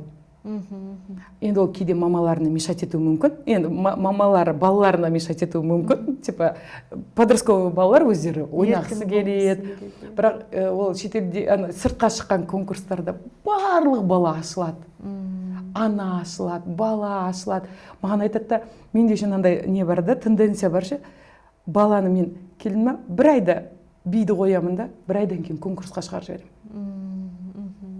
Бір айда конкурсқа шығарам. Дайын болсын, дайын болмасын. Бала ешқашан дайын болмайды. Бала ешқашан дайын болмайды, оған надо деп шығарып жіберсең, ол хочешь не хочешь дайын болады. Сол жерден піседі. Піседі. Көреді, ана барады, олар білесің бе, ана билеу қиын ғой. Станокта ананы терпеть ету, прыгать ету, жұрттың бәрі планшетпен есіктің алдында ұйықтап, телефон қарап жатқанда бұл мына жерге келіп билеп атады. Неге деген балада сұрақ бар, қазіргі балаларда ше. Ана бала дворда ойнап жатыр, неге мен ойнамаймын? Мама мен ойнағым келеді, мама мен ұйықтағым келеді, мен шаршадым дейді. Үйдің жұмысын жасауым керек, сабаққа баруым керек дейді. Ана бала сахнаға шығып, ол жақсы билесін, жаман билесін, сахнаға шығып, биіктен адамдарды көрген кезде, медальды алған кезде, дипломды алып, ата-анасы әкеліп гүлін, подаркасын берген кездегі ана признание мына жердегі шаршағанды ұмыттырып жібереді. Вот мен не үшін сразу конкурсқа шығарам. 90 бала болсын, 100 бала болсын, әр группаны 1-2 айда тез оңай билерді қойсам да, ата-аналарға тез айтамын, костюм тіктіріңдер деймін, тіге қалады, шығамыз. Дайын емес қой. Ана кейбір хореографтардың андай принциптары бар. Бала 1 жылда бір би үйрену керек дейді. Қазіргі балаларға ол қызық емес. Қазіргі балалар жаңағы TikTok-тың режимі 15 минут. Клиповый мышление. Клиповый. Тез. Қазір алу керек. Сол балалар қазір сол кезде сен балаларға ілесе алсаң ғана сенің миссияң орындалады. Неге менде 100 баладан? Басқа ансамбльдер бар, мысал үшін бізде. Ол ансамбль бір заведениеда 5 хореография ансамбль бар. 5 кружоктың ішінде 120 баласы бар менде ғана. Бәрінде 40 бала ма, 50 бала ма, 60 бала. Положено 60 бала, менде 120 бала. Маған 60 балаға ақша төлесе, мен 120 баланы оқытып отырмын. Менде ондай принцип жоқ, мен ақша үшін жасап жатқан жоқпын. Иә, мен осы жерде алдында куә болдым, сіздердің отчетный концерттеріңізге бардым. Сіздерді подкасттың алдында зерттеу барысында, сол кезде бір ата-анадан сұрап қалдым да, енді сіз туралы ақпарат жинадым былай айтқан кезде шпион болдым деймін ба? Бұл кісі мені отчетный концертке шақырған, сол кезде ата-аналардан да кішкене пікір білгім келді. Сол кезде бір ата-анадан сұрадым да, жалпы не дейсіз, Меруерт апай өзі қандай кісі, хореограф ретінде қалай, руководитель ретінде қалай деген кезде ол кісі былай жауап берді. Біздің бұл жаққа қатысқанымызға қатты көп уақыт болмады, бірақ осы жақында ол кісі мысалы ақшаға не зациклено дейді. Өйткені бұл жерде көп ақша төлемей қатысып жүрген балалар да көп. Ол кісінің ол недавно ғана бухгалтерияны ашқан кезде ғана белгілі болды деді. Сол кезде мен таңғалып қалдым. Сонда менде мынандай ой келді. Мен сізбен енді үлкен тойда жұмыс істейтін составпен жұмыс істегеннен кейін мен сіздің руководитель ретінде қандай екеніңізді білмеймін. Сол кезде менде, бұл кісі руководитель ретінде онда өз ісіне мүлде басқа көзқараста екен. Мысалы, енді сіздің табыс табатын жеріңіз ақшамен байланысты болғаннан кейін, мысалы, енді біз тойға шығатын кезде ақшаға сіздің қандай көзқараста екеніңізді білемін, қатты екеніңізді де білемін. Ал сосын мына жаққа келгенде сіз өз ісіңізге андай берілген екеніңізді көрдім да, түсіндім. Деп сол кезде біраз таңғалып қалғанмын. Осы жерде айтылатын нәрсе мынау ғой. Коллектив ол менің мынандай тенденция бар да, сен көп нәрсені алу үшін сен көп нәрсе бере алуың керек. Ол жер менің беретін жерім. Мен ол жерде берем. Ақша табатын жер емес. Ол жерде берем. Ана орыстардың айтатын сөз бар. Прежде чем получить, надо отдать. Вот мен беретін жерім сол жер. Мен сол жерге балаларға энергиямды беріп, мейірімімді беріп, сол 100 баладан 10 бала өзін жолын тауып кете алса, сол 10 баланың мен жолын ашып бере алсам, ол менің миссиямның орындалғаны. Ол баланың бір бұлақтың көзін аша алғаным. Мен 2014-те сол коллективға келсем, 2014-2015 жылғы балаларда енді мен басқа руководительден алдым ғой. Енді олар продолжающий группа болып кетеді ғой. Енді өздерінің бұрынғы мұғаліммен мені қабылдауы өте қиын. Өзің білесің ғой. Үйреніп қалған руководительмен келеді да, еще олар бүйтіп айтады екен. Приехала. Ол кезде тырнақ мынандай. Жаңағыдай станокқа тұрғыз қойғанда ине жоқ қолында, бірақ тырнағымен бүйтіп не істеп шыққан кезде былай турланып өздерінің позвоночниктарын сезген кезде айтайын. Приехала. Так стерва. Сөйтіп айтады екен, оның киім ойындайды. Енді ол қыздарда одан кейін жаңағыда шоу-балетте жұмыс жасады. Енді ол жердегі мақсат қарасай, одно другому же не мешает. Мен мысалы үшін ол жерге беріп атам ба, беріп болған кейін 11-ші класты бітіргеннен кейін олар басқа саланы алса да, ол салаға дополнительно ақша керек қой. Студент әркімнің өз ақшасы болу керек. Ол өз ақшасын оқуын бітіріп келеді, кешке қарай тойда жұмыс жасайды. Табыс табылады. Олар ештеңеден ұтылмайды. Даже кішкентай балалар болсын, жаңағы 5 жасар бала, ангелочек қылып кигізіп қойды. Тойдың басында айтады, 8-ден кейін бала далада жүрмеу керек. Хорошо, 8-ге дейін бала жұмыс жасай алады. Мен де кішкентай кезінен аламда ангелочка. Өзім ажарымды айтайын. 6 жасар кез. Өз 4 жасынан билесе, 6 жасар кезінде ажармен бірге билеген қыздарды аламда. Бракосочетание. Бракосочетание кезінде алам, ангелочка қылып кигізіп қоям. Болды, алады 5-10 мың теңге, 2 мың теңге. 3 жасар 4 жасар қыз 2000 теңге ақша табады. Қазірден оларда андай табыс табу. Иә, мысалы бізден андай нәрселер бар. Кейбір концерттер болады, ақша төленетін концерттер. Ақша төленетін концертте поровну бөліп аламыз ақшаны. И бала білет, не үшін жұмыс жасап жатқан. Концерт па, концерттің ақысы төлену керек. Сен жұмыс жасадың, энергияңды бердің. Қандай сен энергия бердің, дәл сондай ақша аласың. Қазір мен айтам, халтурить еткісі келеді. Барлық бала халтурить еткісі келеді. Мен балаларға айтам, хорошо, сен мына жерде раз, сол 1,5 сағатында барыңды шығарып билесе, біріншіден шаршамайсың, екіншіден саған қараған адам удовольствие алады, үшіншіден өзің жеңілдейсің, төртіншіден қандай энергия тратить еттің, тур сондайдан 2 есе 3 есе энергия келеді. Энергия равно ақша. Мен қазір балаларды сөйтіп үйретемін. Но сенің энергияң, но сенің ақшаң. Сен қандай энергиядасың, сенде дәл сондай ақша. Энергияң не ма? Өмір ұйқыңда бүйтіп салбырап жүресің ба, саған ақша келмейді. Сен тірі болып жүресің ба, саған үлкен ақша келеді. Өте дұрыс, күшті. Прям андай, былай ғой, бағана айттым ғой, сіз психологдасыз, қазақ тілі әдебиет мұғалімі дедік. Былай айтқанда қазіргі ісіңізге барлығын совмещать етіп жатыр екен. Иә, өйткені бір-біріне кетергі жасамайды. Мен психологияға барасың. Психологияға не үшін барасың, сен өзіңе так психолог емессің ба дейді. Психолог емеспін мен. Өмір жолым, өмірде, мен психологияға барам деп барған жоқпын. Өмірде маған керек нәрсені, менде қазір мынау проблема болып тұр ма? Мені адам қылып өсірген, мен проблеманы проблема деп қабылдай алдым. Қателігімді, мен мына жерде қателесіп тұрмын, мен мынаны білмеймін дегенді мойындай білу. Сен мынаны мойындаған кезде сенде рост болады. Есіңде бар болса, біз енді бастап жүрген кезде, шоу-балетте бастап жүрген кезде, есіңде ме мен қандай едім? Мен білем. Мен, сен білмейсің, мен ғана білем. Мен не айтсам, сен соны істейсің. Эго дейсіз ғой. Эго, а ол эго мені өсірген жоқ. Эго сен айтасың, апай деп, жаңа мен сен таң қалып тұрғаныңды білем. Я была жадная. Білесің ғой, жадность 500 теңгеге бола. Апай 2500 теңге берші десе, қайдағы 2500 теңге? 2000 теңге. Иә? Сондағы 2500 теңге берші, біз өзіміз кете береміз дегенің маған ыңғайлы ғой. Сенің де уақытыңды алмай, менің де уақытым алынбайды. А мен не істедім? Ана 500 теңгені қимай тұрмын ғой. Иә, өзім апарым барлығын. Иә, а мен ол кезде не болдым? Менде выгорание болды. Мен шаршадым. Мен энергиям кетіп бастады. И, соответственно, менде ақша жоқ. Ол 2000 теңге, мен 2500 теңгенің бензинін құртам, 2000 теңге экономдайым деп тұрып. Иә, жадность тере ол уже энергияңызды кетуі тем более. И мен оны сендерді апарып келем деген таңғы сағат 4 болады. 3 сағаттан кейін мен тұруым керек қайтадан, жұмысқа баруым керек. Енді сонда мен ана затоны түсінбей тұрмын ғой, түсініп тұрсың ба? Сонда жадностьтың, мен оны қалай келдім? Психологияға адам келем деп келмейді. Иә, өзінің сен ана тупиққа тірелген кезінде құлаған жерің, құладым деп адамдар страдать етеді ғой, құлаған жерден страдать етпеу керек, құлаған жерден күш жинап, наоборот, келесі этапқа көтерілуге қуану керек. Скачок. А ол скачокты алған кезінде, мен сол кезде программаларға барам, әртүрлі трансформационный играларға барам, сонда өзім орысшаны түсінбесем де, бірақ орыстарға баратын.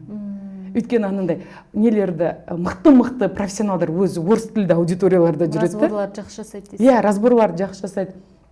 Соң барамда, ана жердегі менің болымды көрген кезде, дедім да, сразу договорилась қыздармен, все, әрқайсының өздерің. Қанша теңге керек дедің? 3000 теңге ма? Ма, саған 3000 теңге. 3000 теңге берем, өзің келесің, өзің кетесің. Кешіксең штраф. Мен жақсы көретін штрафым бар еді. Білесің ғой өзің. Штрафпен зато мен де тәрбиеленемін, сендер де тәрбиеленесіңдер. Оқушы да тәрбиеленеді. Ол жаңағы штраф дейсің, мен сол моментте сендерге жаман көрінуім мүмкін оқушыға. А потом өмірінде сол көмектескен кезде, о, рахмет деп айтады. Апай рахмет деп айтады. Просто сен сол моментте ананы страдать етіп тұрғанын менің түсіне алуым, как руководитель ретінде, как басшы ретінде оны түсіне алуым, ол маған көмекті. Маған польза. А сол кезде ана да страдать етпейді, мен де страдать етпеймін. Күшті.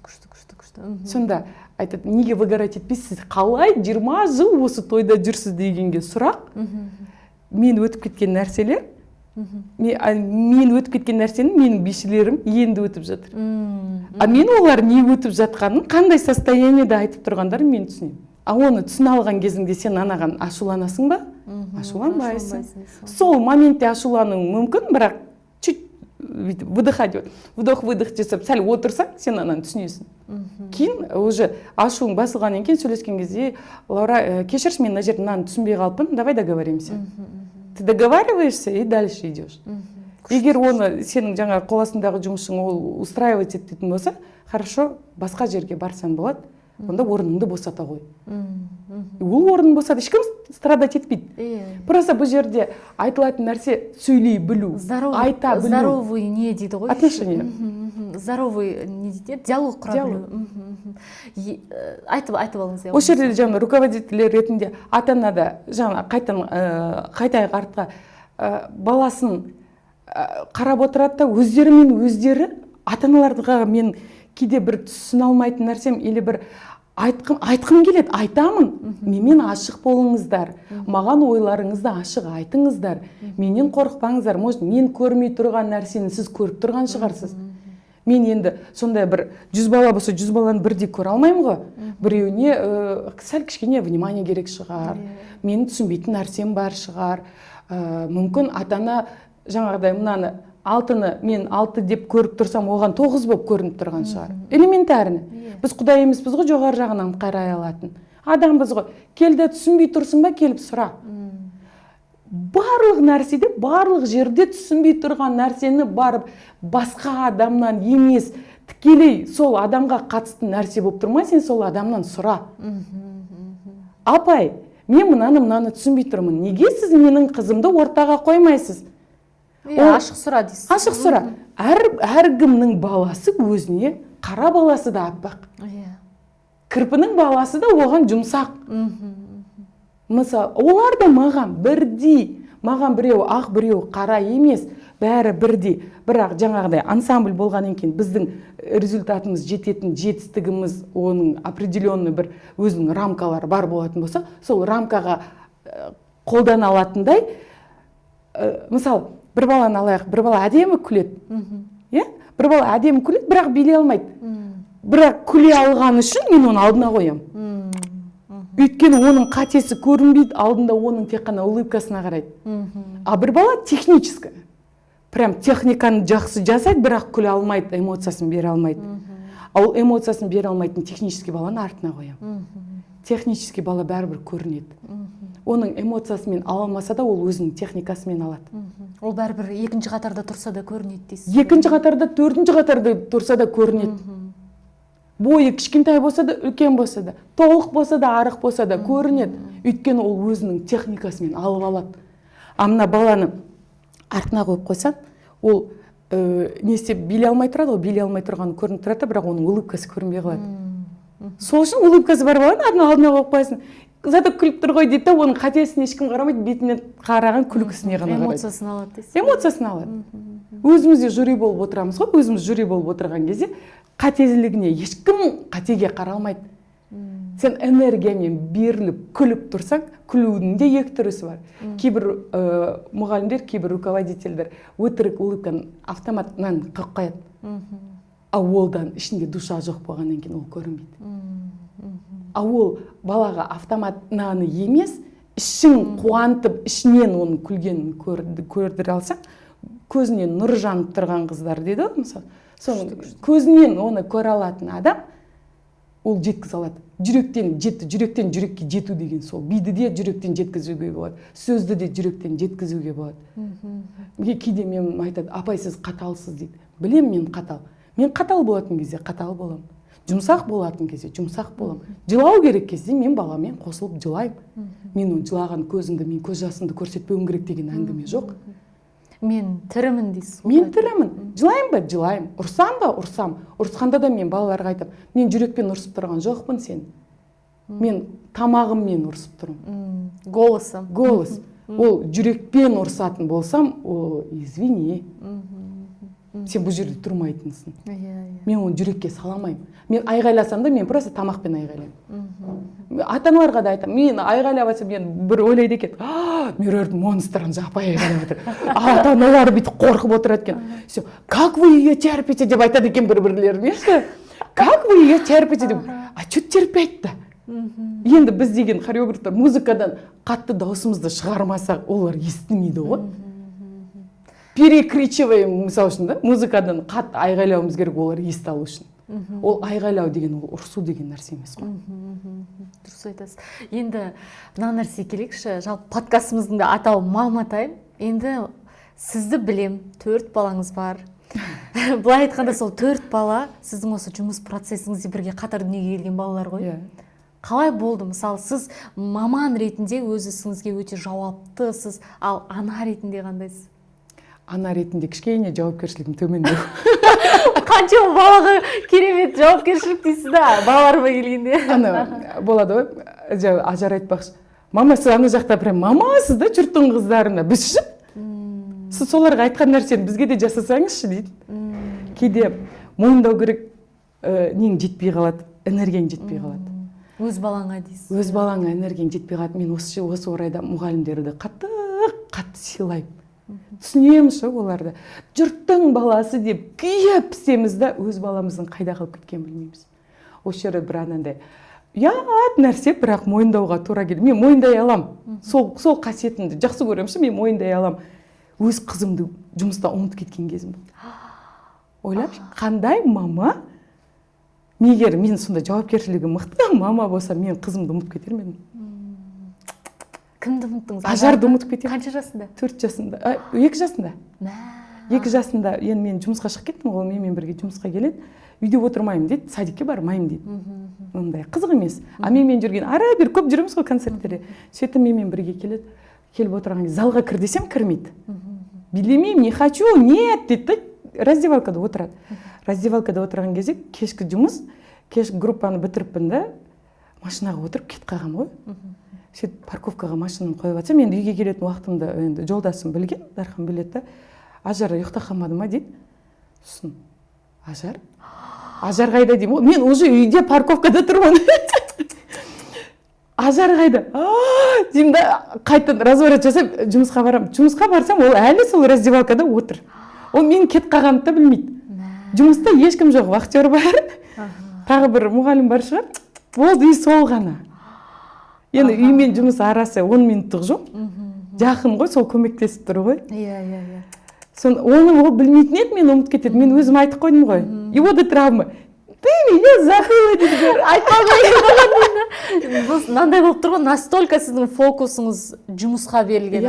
Негізі, ал всегда солай ғой, негізі көбінесе өнер адамдардың балалары көбінесе сол внимание жетіспеушілігінен страдать етіп жатады ғой. Сол үшін мен стараюсь балаларым бәрін жаңағыдай ансамбльге кіргізуге ше.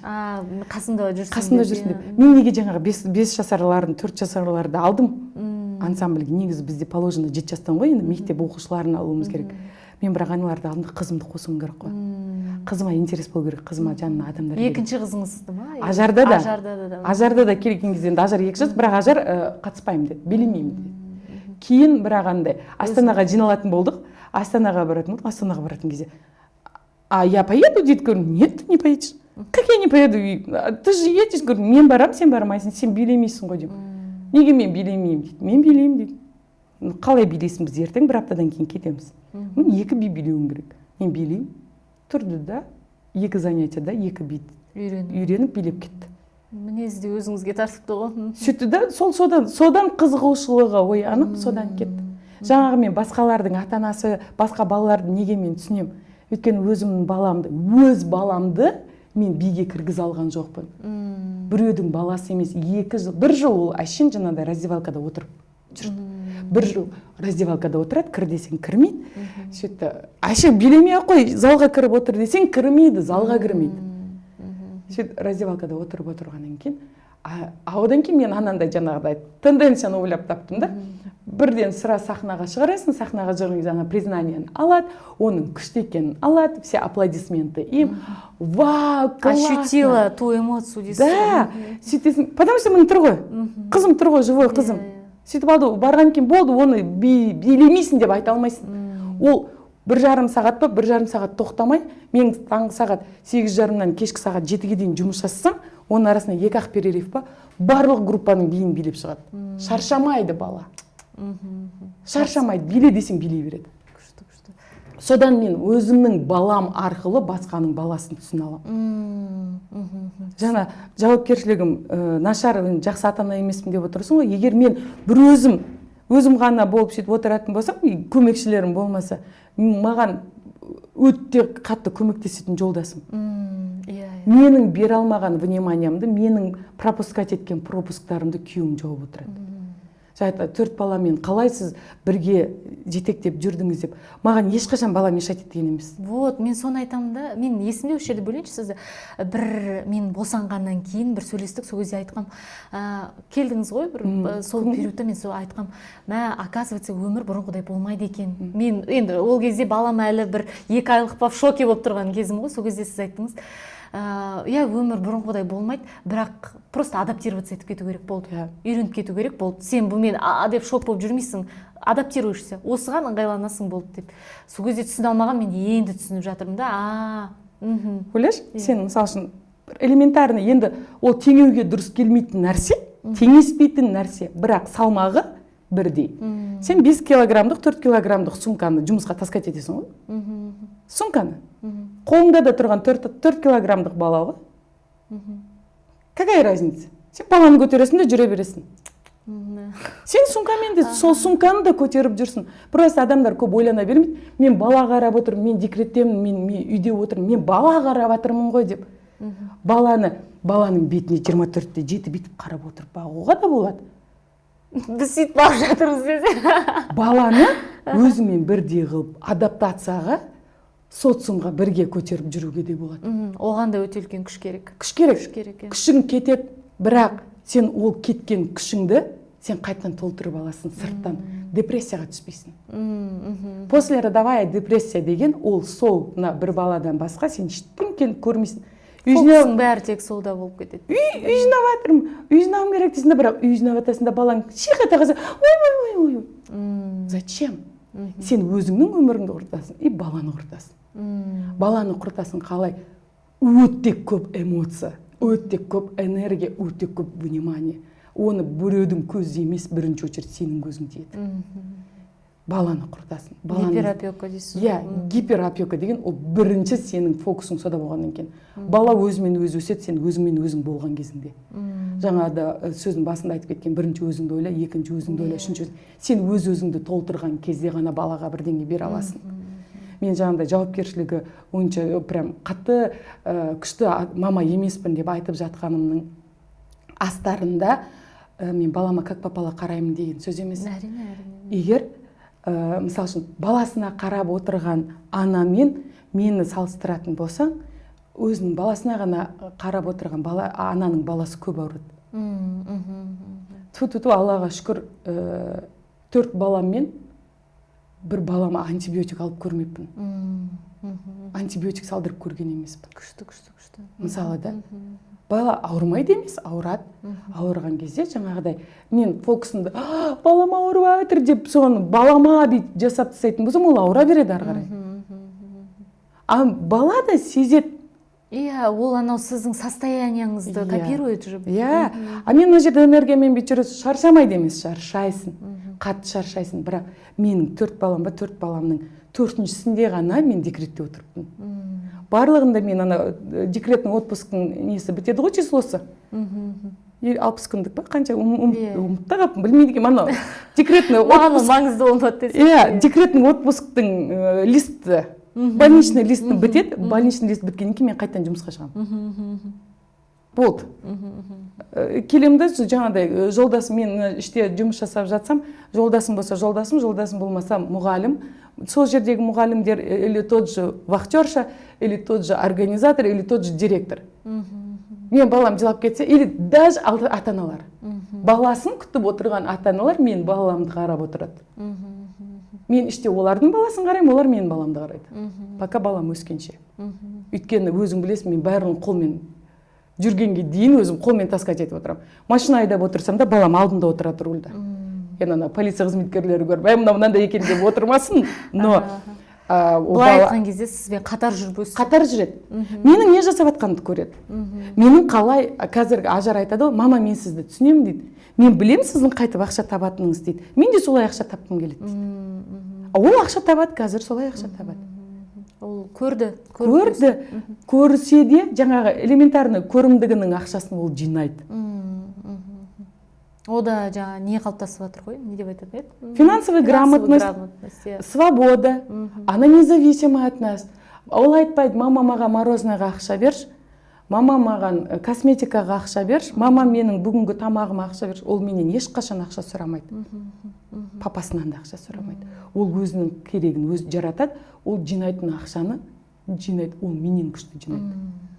Ең бір қазір түсініп отқаным мынандай нәрседе, сіз қайта соны интуитивно болсын, энергияңызбен болсын жасағансыз, фокус өзіңізде болды. Көбінесе маңызды нәрседе фокус өзіңде болып, энергияң, сен қандай состояниедасың, бала тура соны просто көшіреді. Қандай 8 жасқа дейін ба, бала анасының полисында деп айтады. Не состояниеде болады, соны көшіреді. Енді сіз ол состояниеден айтып отырсыз ғой, үйде отырмай, жұмысқа берілгенде де бала қасында жүрді, оны көрді, солай өсті, тәрбиеленді. Ол да үлкен негізі күшті қажет етеді, бұл айтқан кезде. Сондықтан мен кәдімгідей шапалақ ұраларым, жақсы, өте жақсы. 4 баланы дүниеге алып келу деген оңай емес. Оны бұл айтқан кезде Дархан ағаға да рахмет, жолдасыңызға. Кәдімгідей сол сіз жоқ кезде жоқтатпай, мейірім, махаббатын төгіп отқан. Қазір таңда да ол кісі көмектесіп қарап жүр. Күшті. Енді шексіз Меруерт апай талқылайтын тақырып та көп. Енді ар жақтан маған уақыт деп көрсетіп отыр. Скорее всего, память бітіп жатыр ма, білмеймін. Тағы да жалғастырып бірге шай ішейік. Өзіңіздің айтар ойыңыз бір осы көрермендерге, жалпы аналарға, руководительдерге айтатын ойыңыз болса, камера алдыңызда бөлісіп кетсеңіз. Ата-аналарға айтарым, балаңызды биге беріңіз. Бала болсын, қыз болсын, ең алдымен ол би деген жаңа айтып өткеніндей свобода, би деген тәртіп, би деген тәрбие, би деген психология, би деген денсаулық. Би өмірдегі барлық құбылыс ол биде. Оны бимен салыстырып, оны биде қолдана алған бала болатын болса, ол ең бақытты, ең бай, ең дені сау бала, тұлға. Сондықтан да тағы бір мынандай мәселе бар да, биге береді екен деп жауапкершілікті мұғалімге артып қоюға да болмайды. Жауапкершілікті мұғалімге артып, ол әр бала үшін ата-ана жауапты. Ата-ана биге алып келді ма, бидің де өзінің нелері бар, жолдары бар. Мысалы, биге алып келдің бе, биге алып келгенге оның формасы. Ол формадан кейін, ол әшін сахнада, ол залда ғанағы би оған результат бермейді. Ол сахнаның, залдың сыртындағы болатын процесстер. Қыздармен сыртқа шыққан кезде, жаңа международный конкурстарға шыққан кездегі сыртта коммуникация. Әр баламен тіл табыса алу. Бидегі 1,5 сағат емес, сол поездкадағы 5 күндік 24-те 7 өмір басқа адамдармен. Олар басқаша. Олар мүлде басқаша. Сонда олармен тіл табыса алады. Договариваться ету керек. Сейсу керек. Мысалы үшін барған жердің бәрінде 5-звездочный отель емес. Хостелда да тұрамыз. Сол хостелдағы өмір қандай екен? Личная гигиена. В первую очередь. Элементарный сумка жинау. Өзің білесің ғой, біздің ата-аналарымызға қазір путешествовать етесің десе, сумка жинай алмайды, не алам деген бірінші сұрақ. Сумкаға не салам? Бала уже білет, сумкаға не салу керек екен. 5 килограммдық ручной кладпен, мама, ручной клад жетеді ғой дейді. Потому что ол білет, не салу керек екен. Ойлаш? Менің сумкамның бәрін Ажар жинайды. Мен сумка жинамаймын. Бір жерге бару керек па, поездкама жарты сағатта Ажар сумкамды жинап қолыма ұстап береді. Самолетқа регистрацияға 3 сағат қалған кезде жарты сағатында сумкамды аламын да кетемін. Мысалы. Соны сіз балаларыңызға тәрбиеледіңіз? Бүкіл қол астындағы балалардың бәрі біледі оны. Өйткені бара жатқан кезде бізде кәдімгідей жиналыс болады, мынау болады. Список жазыңдар деймін, спискті балалардың өздері жазады. сонда ойлашы, соның бәрін кейін жауапкершілік. А ол неден келеді? Ол поездкаға бару үшін, ол қайдан үйреніп поездкаға бару үшін ата-ана ақша жинау керек. Ол инвестиция. Сен оны кейін психологқа берсең де, 10 күндік лагерьға берсең де, сен оны алдырта алмайсың, үйрете алмайсың балаға. Уақытында инвестиция сала біліңіз. Иә, уақытында. Бала оқушы кезінде мына этаптың бәрін өтіп қою керек та. Студент болып өмірге басқан кезде ол ешкімге алданбайды. Ол уақытын бостан-босқа құртпайды. Ол жаман компашкаға кіріп кетпейді. Оған жалко өз өмірі, өз денсаулығы. Ол кому попал, бірінші бетіне қарап күлген балаға кетіп қалмайды. Элементарный қыздардың несіне бір адам признание алып қойған, ол признаниеға тола қыз, ол адам, ой, какая ты красивая деген нәрсеге алданбайды. Әкеп берген бір гүліне алданбайды. Ол өзінің бағасын біледі. Ішкі тірек қалыптасқан. Иә, ішкі тірек қалыптасқан, ішкі тірегі толық адам, ол өзі сияқты толық адаммен ғана сөйлесе алады. Қызға ең керек нәрсе, әрбір қыздың тәрбиелеп отырған кездегі бізге керек результат сол ғой. А ол би арқылы сен сол результатты алдырта аласың. Одан кейін жаңада переходной возрастқа келген кезде, білмеймін, қызым не хочет, қызым өтірік әңгіме. Они не знают, что они хотят. Их надо направить. Направить надо. Қызым болмайды. Монстрға сал, апайды монстрға сал. Мерот апай жолда көр қызы ертең ұрсат, білесің ба? Мен апайыңа қайтып қарайын. Просто элементарно. Сөйт, оны жауапкершілікті балаға артуға болмайды. Ол балада жауапкершілік жоқ қой. Жауапкершілік манада ғой. Оны пока сен ұзатпағанша, өзінің орнына, құтты орнына қондырмағанша жауапкершілік сенде. Ата-анада 18-ге дейінде емес, құтты орнына қондырып, оны ана қылған кезде ғана сен жауапкершіліктен босайсың. И то не факт. Сондықтан қыз баласы бимен айналысу керек. Ата-аналардың қолдауымен. Ата-ананың қолдауымен. Екі тарапты қолдау болған кезде. Инвестициясы. Биге бердің ба, бидің расходына дайын бол. Сен басқа нәрсеге бермей-ақ, английскийға бермей-ақ, английскийді бала өзі-ақ үйреніп алады. Оған ақша құртпай-ақ қой. Сен биге бер, денің сау, самооценкасы жақсы бала, ол ненің английскийдің керек екенін біліп, шетелге шыққан кезде ғана, конкурсқа барған кезде де балалар біліп отырады, английский керек. Все, мен английский оқимын деді, келеді английский оқиды. Потому что білет қиын екен. Английский білетін қыздар ана жердегі. Даже элементарный. Базарчығына барасың, любой жерге барғанда сен сарқыт алып келесің, онда подарка алып келесің. Подарка алып келген кезде базардағылар орысша түсінбейді ғой. Английский сөйлесесің, или Турцияда болсаң, Турция сөйлесесің, Грузияда болсаң, грузинша сөйлесесің, сөйлеуің керек. Бірақ барлығы ағылшын тілін біледі. Ағылшынша базардағы тұрған адамдар айта алады, сұрай алады, түсіне алады. Соны барған кезде олар біледі. Деп ағылшынша білетіндер торговаться етіп, скидкамен алады. Ағылшынша білмейтіндер, ана жерде не жазылып тұр, соны төлеп кетеді. Лайфхак па? Лайфхак. Как можно мани? Үйретуге не беруге? Өзі-ақ келеді дейсіз. Келеді. Ол үшін ойбай, мен қызымды үйтуім керек, репетиторға беруім керек. Қызға білім берудің қажеті жоқ. Қыз білімді өзі-ақ алады. Қызға өмір сүруді, өзін қалай күтуді, өзін қалай қалыптастыруды жақсы көру. Менін оятып, өзінің менін түсіндіру керек қызға. Қалғанның барлығы ол өзімен өзі келетін нәрсе. Күшті, Меруерт апай, мен тезірек сіздің мектебіңіздің ашылып, сол жақ Құдай қаласа қызым дүниеге келсін. Енді ұлымды бермесем де, сонда енді іштей прям мысалы қандай керемет деймін да, бір сен қызыңды неге бердің, биге бердің, ол жақта ол былай айтқан кезде ішкі тірегі қалыптасқан, ненің жақсы жаман ажырата білетін, дене бітімі де қызға қандай бидің қыз баланың дене бітіміне де өте күшті әсер ететін, былай айтқан кезде бір сондай толыққанды адам шығатын бір мектеп қой, кәдімгі кішкентай балалық кезінен сонау мектеп бітіргенге дейінгі уақыт аралығында күшті. Сондықтан мектебіңіз тезірек ашылсын. Сізге көп рахмет уақытыңызды бөліп келгеніңізге. Сіз секілді осындай руководительдерге, хореографтарға мен бүкіл енді қолында мүмкіндігі бар ата-аналар балаларын берсін деп үгіттеймін деп айтайын да. Айтпаймын, беріңіздер, кеңес бермеймін, үгіттеймін. Өйткені баланың болашағы үшін ол өте үлкен инвестиция, жаңа сіз айтқан сияқты. Сондықтан балаға инвестиция салудан артық дүниелердің жоқ екенін айтамын. Сіздерге көп рахмет, уақыттарыңызды бөліп бізді соңына дейін тыңдап қарағандарыңызға. Міндетті түрде каналға тіркеліп лайк басуды ұмытпаңыздар, және бұл подкасттың көбірек аудиторияға таралуы үшін міндетті түрде бір-бірлеріңізге жіберіп қойыңыздар, және пікір жазуды ұмытпаңыздар. Көп рахмет. Келесі кездескенше сау болыңыздар. Апай, апа деп